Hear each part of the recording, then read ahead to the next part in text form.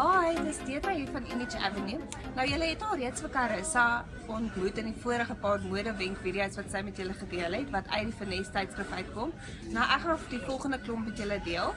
En dit is ons November-Desember uitgawe van die Finesse tydskrif met die awesome Zauri en Gerard Stein op. En binne op bladsy 12 deel ons nuwe somermodewenke met julle.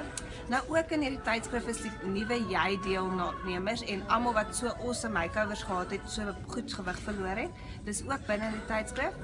En ek gaan nou die volgende paar wenke met julle deel oor die modes vir die somer.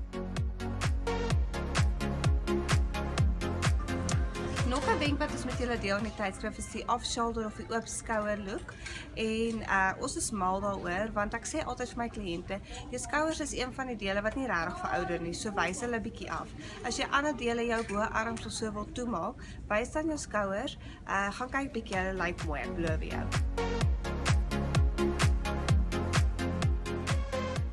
Is nou een van hierdie gelukkige wenners wat nie altyd die beste body type het om 'n afskouer rempie te dra nie. Dis hoekom my volgende wenk is, neem jou body shape in gedagte. As jy 'n inverted triangle is soos wat ek is, dit beteken ons skouers is bietjie breër as wat ons heuplyn is, gaan hierdie jou skouers nog breër laat lyk. So dan kan jy nou weer half gaan vir die open shoulder wat meestal 'n gaatjie in die skouer het of iets soos dit, maar dit gaan als 'n balans.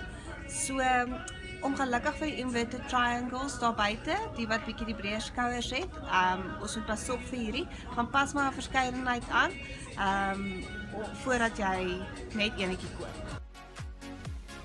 Besoek gerus ons webtuiste vir meer inligting oor ons dienste.